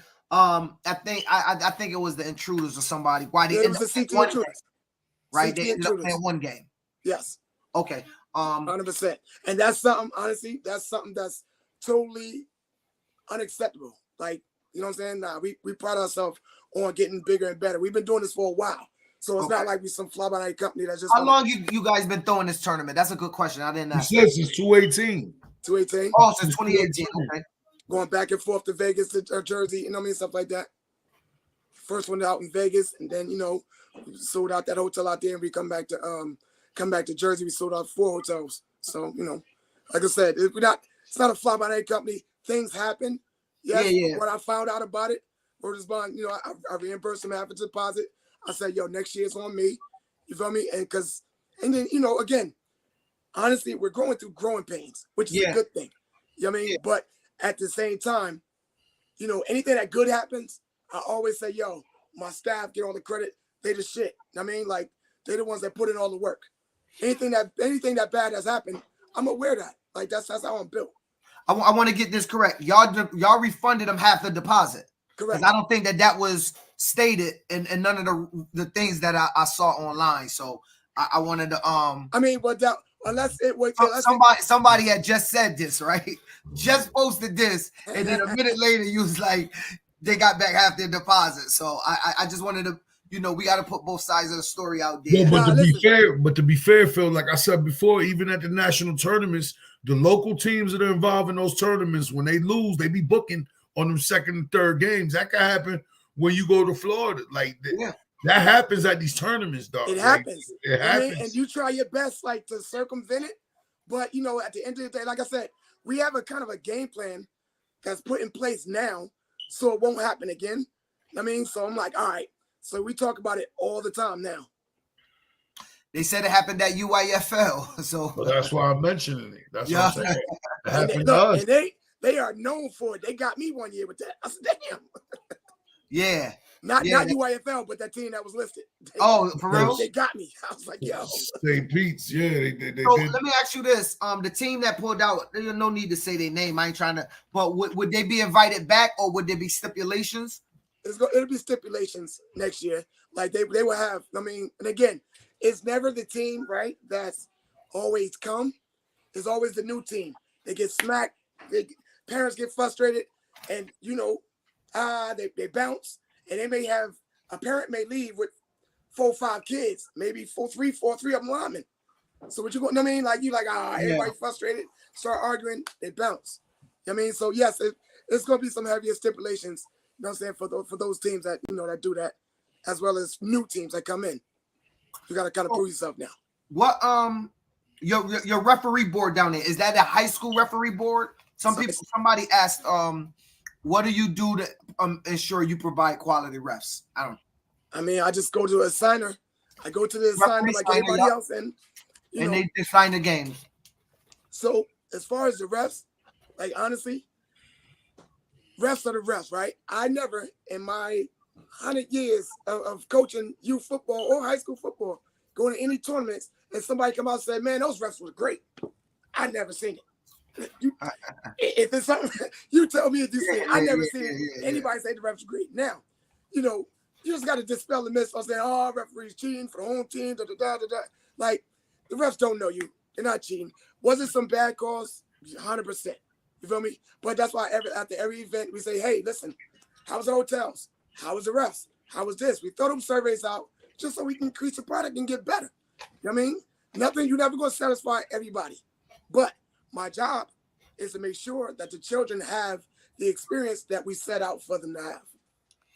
Well, listen, I run an all-star game in Connecticut, and I said this to Tito earlier. I'm not here to criticize nobody personally because I know what it takes I know you are responsible and get the blame for stuff that's outside of your control. 100%. I know you get people upset. Every year after the All-Star game, I go on vacation because I start getting phone calls from parents who are pissed off that a coach didn't play their child as much as they felt they should have. We don't even do NPRs at the All-Star game. Get used to it. It's that's not even me. Right? The coach didn't feel that your kid deserved 9 plays. He felt he deserved 4 in this All-Star game. It's okay for that coach to feel that way because some high school, NFL, or college coach may potentially feel the same way. And how are you going to talk to your son about that when he come home and go, Dad, Mom, Nick Saban only put me in for 5 plays. And instead of going, well, we need to hit the transfer portal, are you saying, son, what did you do with those 5 plays? Correct. Okay, he gave you 5 plays. What did you do? Did you make a tackle? Get an interception? Did you check your man? Did you lock him up? Did you take your proper resets? Did you take the proper back pedal? Did you turn your hips? No. They're going to run, and they're going to say, Coach Phil, your tournament BS. Tito didn't play this quarterback, and this is the best quarterback in the state of Connecticut. So I get it, but I did want to ask those questions because they wanted me to ask. So what's next? Sports Farm. What's next? No, just so my history's clear before you go. Root 8 Boys was the first CT team to win that, right? Just so we're clear, because me and him had a debate about this. I heard they wasn't. I said they were. He told me, I don't know. I don't know. We don't. Look, I said, so I guess this guy is in your region, usually Coach Eugene. But that's New England, right?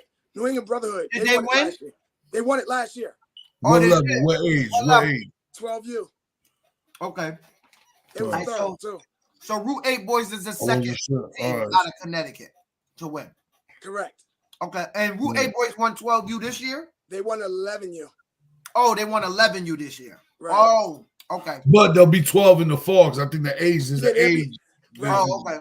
So you're eligible to play what you just played in the last fall. So now, are those the only 2 teams from Connecticut that won? Yes. I heard the CT Pride. The CT Pride never won? No, they never won. Never won? Okay. Never won. Okay. That's Coach Rob, right? Rob, yeah, my guy, Rob. Yeah, that's my guy. Yeah, but he's not the one claiming. He's not the one floss flagging. It's somebody else floss flagging. No. I didn't say nobody floss flag. I was asking because I knew the first team that started this spring thing way back when, before 2020, before it became a cool thing, right? The pandemic created spring football on the masses. Rob and CT Pride was a spring program. That's all they were. And so that's why I asked, right? Because 2018, 2019, I think the Pride was rocking with you back then only, right? Yes. Yeah. So that's why I asked. Like, they were there before anybody. That's my guy from 707. So we always connect. Right. We always connect. Right. So that's why I was asking, because I knew that they started, and I don't know the history back then. I just don't know the history. So tell me, what's next for Sports Farm, man? What do we have to look forward to? Is it just these 3 tournaments? Are you expanding into new ones? What's going on? Oh, well, we're looking into Carolina. We're looking into the Carolinas. We're looking into Florida, looking into Texas. We got a couple camps coming up that's going to help us kind of give us a direction of, who wanted the most, who wanted more. You know what I mean? This way we can kind of allocate those resources to those programs that's over there. You know what I mean? So any location that has a lot of Sports Farm kids, we want to make sure that those kids are taken care of. Make sure they have the necessary resources to get with it. They don't have to have a home base here in New Jersey, to get the same type of love and structure that they need elsewhere. So we're going to be looking at a couple camps, college camps, going to be huge for us this year. We've got a couple colleges that's working with us, going through some major we're going to throw some major things. We got some major things in the works, man. I would love to have you guys down, pull up on us next year, man. Just so you can see it. I'm gonna come. Just for you see it for yourself. Yeah, I'm gonna understand. Like you said, you do your own tournaments, so you can understand. Like, yo, this is dope. I'd love to take this concept, whatever the case may be. You know what I mean? Just for the record, I'm not interested in doing no tournaments. One day, brother. One day, couple games. That's it. A year. Yeah. So let me ask you this: Are you with any program in the fall? No, I'm not. I'm strictly All-Star. Strictly All-Star game. Strictly All-Star. I got a 7-on-7 team and I got an All-Star team. That's That's it. We wrap it up. What's the name of your 7-on-7? ASG, Air Sports Group. And what levels you do? All the way up 10U to 18U. Oh, 10 to 18. Yeah, my natty boys they actually ranked. They really nasty. My 15U, they nasty. Oh, for real? Yeah. Hey, have you played that BTP team out of Rhode Island? Nah, man. Do they play me? What's wrong with you, bro? I heard that they like that at 14U. They're 14U though. Yo, I seen you from Asbury Park. I know he got to be a god. He from Asbury Park. I just said. Let me tell you. So next year, Peace, King. We just had Sam, our guy, on who throws a tournament in Connecticut. And he had a team that everybody told me that clearly they do travel nationally. Gotcha. So maybe you can bring a team or two down to that tournament next year here in Connecticut. If they like that, they can run through the whole New England because a lot of New England teams was there. They had some teams right at the corner of New York there too. So that's why I asked, like, if they like that and it's so close range. Yeah, but them cats ain't close to us where he's at. He like 3 hours, 3.5 hours. They deeper in Jersey where he's at. But I mean, he should still engage in the event. That ain't nothing. I mean, we travel. That's my natty boys. You know what I mean? Like, I think we in they just canceled the battle tournament, but we go to we're the only battle sponsored program in New Jersey, right? So we travel to the Miamis, the Texas, the the Vegases, we travel. So that 3 hour thing, if it's worth it for us, and got some high power, high quality teams, and we come up there and rock. So let me ask you this: Battle, you said sponsored by Battle. I'm gonna take this discussion a little different place. This is more educational for me. I see a lot of 7-on-7s with Battle uniforms. Are they Battle sponsored or just bought your Battle uniforms and look like they're Battle sponsored? Nah. So here's the difference, right? It's a lot of that. We're Battle sponsored. We were the first and only Battle sponsored program. Google it. Know what I'm saying? In New Jersey, right? So here's the difference. You have teams that have purchased Battle uniforms, right? You have Battle that provide the uniforms. Yep. So here's and to answer that question, there's two battle tournaments, Gene Miller. Anyway, so here's the difference. The sponsored, look on their jersey, Battle is big as hell. Yep. The paid Battle is mad little. You can't get around that. So when you're looking at it, you know what I mean? Like, you'll see it for yourself. Like, okay, everybody, like you said, everybody got the Battle joint on. Yeah. Then you'll start seeing it like, that's paid for. So paid for, the Battle symbol is smaller. Sponsored Battle symbol is bigger. Yes. See, that's information for everybody out there. I bet nobody knew that up until this point. I didn't know that. I tell you, nobody knew that. I've seen both too. What he's talking about, I know exactly what he's talking about because I see the difference. The cats that buy it is small, and then like when you see OG Ducks in them, they got the big as hell. Boom on the back. Boom. Battle want that. They want that label. Like, yo, I'm associated with them. Yeah. Yeah. This is us. This is our team. How long you been doing 7-on-7? Since I'm gonna say like when it first got out here, 2015, 16. Like, we had Minka Fitzpatrick, we had all the boys. Have y'all played any team out of Connecticut yet? Yeah, like I said, we used to play CT. No, I mean this cycle of 7-on-7. So. Up this way, no. Up your okay. way, no. All right. What tournament have y'all went to any tournaments this year? Yeah. So far? Oh, you have? Yeah, we went to, like I said, went to Battle. We went to a lot of NLGs. We went to One Pylon. We went to the NUC joint, and then, like I said, our next stretch, we're going to Cam joint. We're going to the Battle Nationals. We're going to Championship 7v7 out in Texas. Like, so we got a lot of things like coming down the home stretch, and then right as soon as we end that circuit, we jump on the bus. I mean, the vans and the bus. We hit the college tour circuit. Oh, so while you at Florida, you schedule Florida visit, the U visit, Florida State visit. You're doing all of that whole round right Remember, there. I told you, everything we do is all parallel to the mission and the goal. You got to keep, you can't start jumping around. Like, you got to keep it straight now, straight focus. All right, this is what we're doing. I mean, 7-on-7 is nothing but reps. Let's get better. Let's get reps. You know, focus on your craft while you're off season and go from there. So therefore, when we take you back, like we deal with trainers and everything else, right? So when we take you back to your regular scheduled program, we want to try to return that product better than what you left it. Got you. Hey, brother, listen, anything else you want the people to know about Sports Farm? I mean, you might as well, you know, get the information out. We got a lot of people around New England and people around the nation that, you know, the Midwest and Florida that watches us because we got connections out there. I think you gave a very good in-depth, at least detail of what Sports Farm is about. You know what I'm saying? As far as youth, it looked like a couple people is saying, you know, get that Sports Farm Connecticut thing going. So I would love to. You know, before you choose the person you work with, just tap into me and Tito.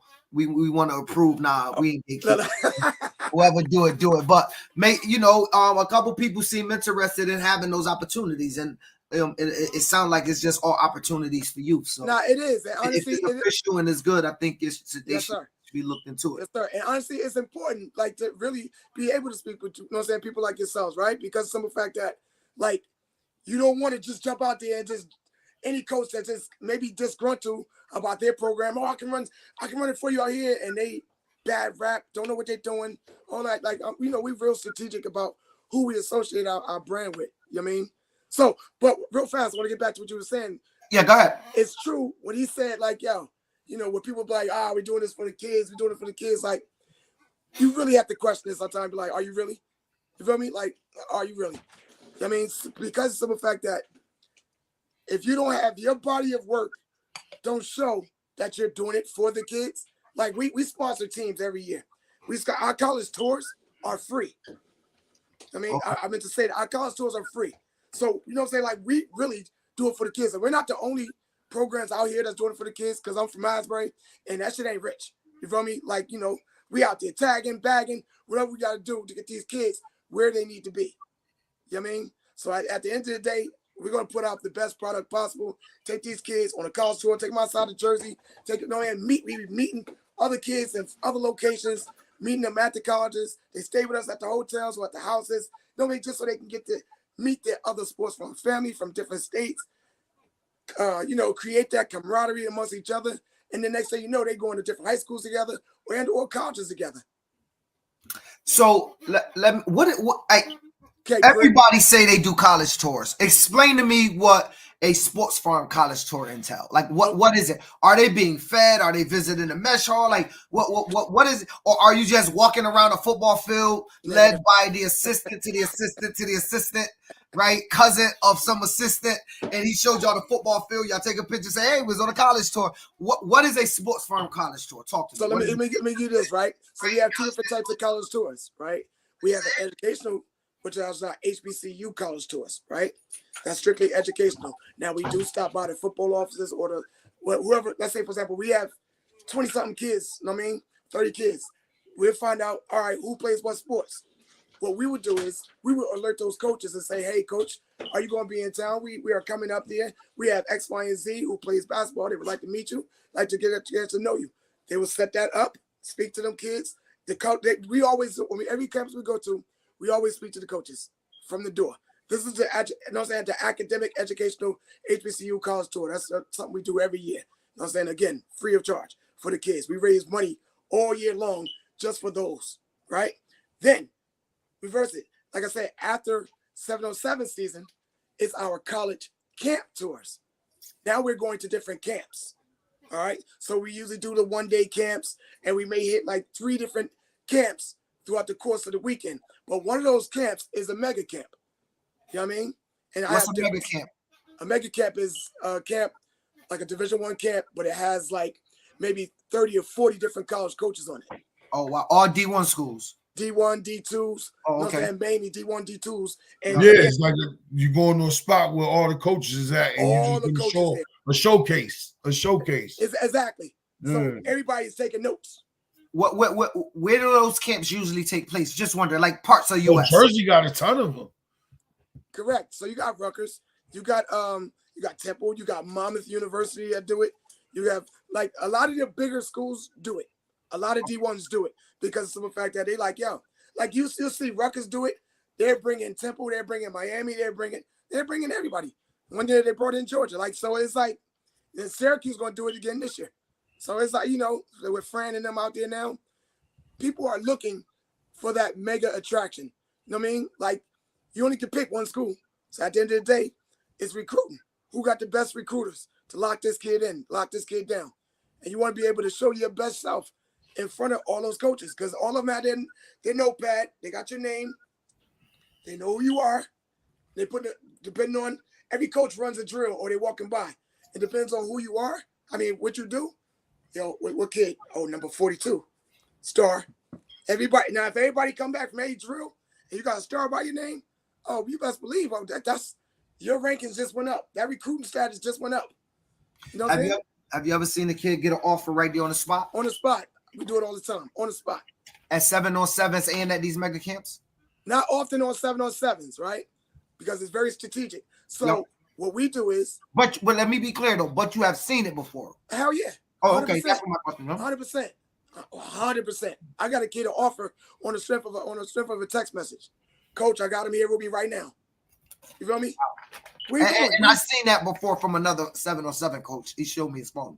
Right. I mean, if after a while when you start dealing with these coaches, you know what I mean, and they move around. You know what I mean? Hey, coach, I left such. I'm over here now. All right, no problem, coach. I got you. Let me know when we can set this visit up. Who you got? Send us your roster. Okay, shit, no problem. Our kids all about exposure. I'm not locked into you. No. Right. Our kids want exposure. We're going to shoot it out there. If you like what you see, holler at me. I'll connect you with the parents, coach. Y'all handle that, and y'all do what you do. We on our natty team, we got several kids right now they offered up 4-star, 5 stars. I think I know the answer to this, but I'm gonna ask it anyway. So I would assume that in the off season, what is your recommendation from all the football experience you have of what if you had a kid and you could create the perfect route for this child? In the off season, would you choose to play spring football, 7-on-7, run track, do what? Obviously, you can't do it all. It doesn't mean it's a right or wrong. 13. 13. Let's say 13. I got and you got a dog on your hand. What you doing? Okay, so me personally, I don't believe in spring football like that. I think it's good for some. It's not great for others.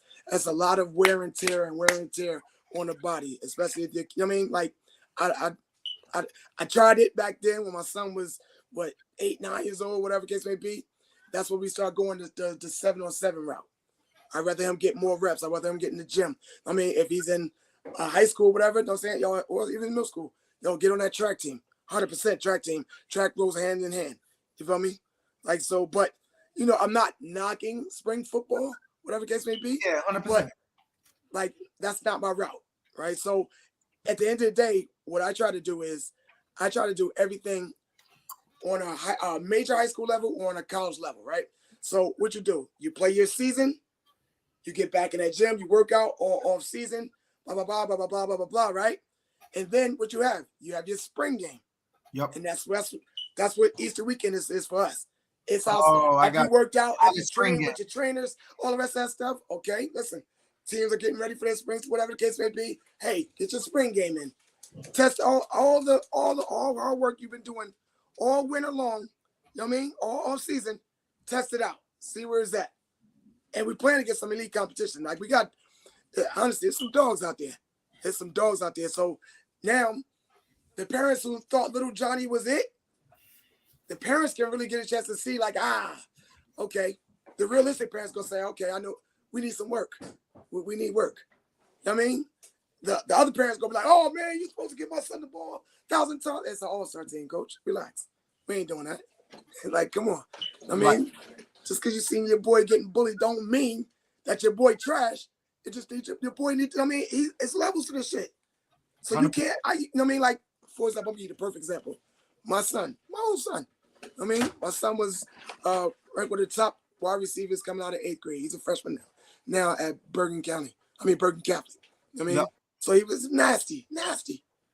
But I'm like, yo, nigga, you are, I mean, like, you at the top of the tops now. It ain't gonna be all that old, nah. Now you gotta wait your turn again. You gotta earn your stripes again. You feel me? I could have been one of those parents. Oh man, you're playing the coach. He's supposed to get this. No, nah. You come home, like you said earlier. You come home. I mean, I'm like, oh, okay. We'll work harder. What we gotta do? Go back to the hills.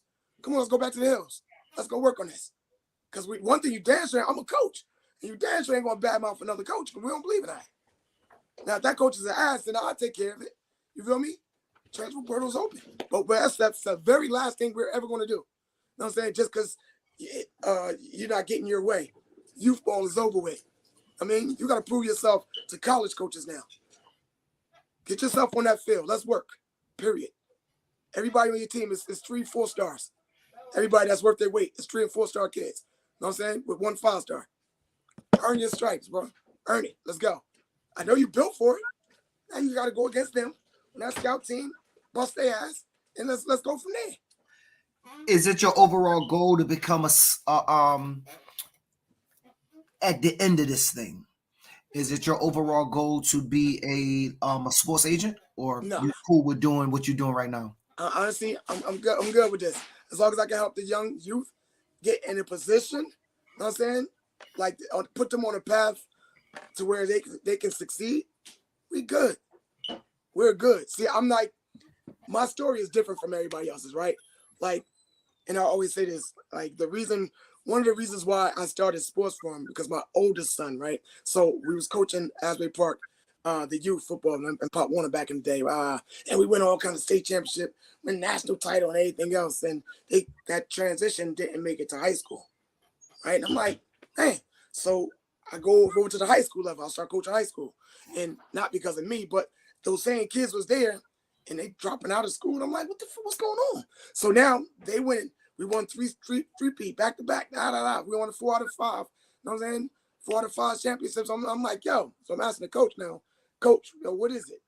Why ain't these kids going to college? Like, what's going on? Yeah, ask the guidance counselor. All right, me. Hey, Coach, guidance counselor. Why these kids ain't going to college? Like, what's going on? Yeah. Ask the AD. I'm like, damn, okay. I asked the AD. The AD sent me right back to the damn coach. So, me, I'm educated. The college degree. Now I'm like, damn, if they spinning me around, imagine what they're doing to these kids and these coaches. And their parents. Yeah. You feel me? So that's when the birth of Sports Farm was created. Started as the Booster Club, but again, I told you about the story earlier. My oldest son, he had friends that wanted to train with him, go with him. So we couldn't use Booster Club money for outside kids that go outside, that go to maybe bordering towns or bordering counties. So we had to disband the Booster Club and we created Sports Farm, and we took off from there. So I'm the one that helped the kid put on his first helmet, and he know about Asbury. You know what I mean? It's real. I'm the same one that buried that same kid, carried that kid casket. You know what I mean? It became damn near routine. You feel me? So when motherfuckers are like, he doing this or that, man, listen, that shit don't faze me, bro. Like, I'm here with this shit. I'm real with it. You feel me? Yeah. I'm the first one to put that helmet on him, 10 strap and everything else, see him smiling. And I'm the one that helping his family carry that casket. That shit takes a toll and effect on people. Seriously. So when you try your hardest, you feel me, to help these kids out this struggle, and then you got people just yapping because they don't know. I can give a damn what they talking about, man. I'm trying to save these babies. Yo, listen, thanks for coming on, brother. I think that's a great way to end it. That's real. I think people heard your story. They know what Sports Farm is about. If they want to get at you, they can hit you up. They know your name on social media. 100%. www.sportsfarm.org. At Sports Farm on all social media platforms. Get at me. I promise you. It's worth the money. Wait, let's go. Get them up. Get at them. If y'all don't get at them, if y'all can't find them, hit me up. I'll get in touch with them. I'll put y'all in touch. My brother, thank you very much for coming on. I appreciate y'all. Thanks for having me, bro. Anytime, my brother. Tito. Great podcast, great information, good guests. I think we keep going on and on and on. And before we go, they want to make sure that we say Route 8. She on your ass, cuz she on your heels. It's that to be said. I am interested to see what she does with it because I do know this ain't the end of this little AC tournament ain't the end of us hearing about the Route 8 boys. I got a feeling we're gonna be hearing about the Route 8 boys a lot longer than you think. I mean, if they keep winning, I'm even if they're losing, I'm assuming. Look at the people they got behind them. Like they got it's all over the social media. So they got it seemed like they got parents that's buying in. Clearly speaking to the kids, they're buying. I ain't even know. I'm gonna keep it real with you, bro. Until they showed up at that tournament, I ain't even know that was going on.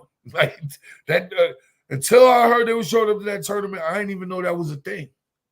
What Route 8 boys? Yeah, and you know I got my ear to the street with this shit. I didn't even know that was happening, so it caught me by surprise. I knew it only because they tights came from above 140. I knew you was gonna say that. I'm not advertising. I'm just saying. You be withholding information. I did the tights, and by the way, when I posted that real quiet. When I posted the tights on my story, you kept that real quiet. 900 people viewed it. So I just want to say that it almost went viral. Anyway, it's your boy PH, aka the Prez, aka Mr. Above 140, and I'm here. Say goodbye, my brother. It's your boy, Coach Career, the General. Peace to the guys in the earths. Peace to the guys in the earths, and I'm gonna give y'all the same message I give out. I think I have to do this once a month. Stop complaining about your friends and family because friends are. No, I messed up. Let me do this again. Boom. Stop complaining about your friends and family when you do something or when you start a business because strangers are going to make you rich. Good luck if you played the Powerball because I'm going to hit tonight. Peace, love, and hair grease. Easy.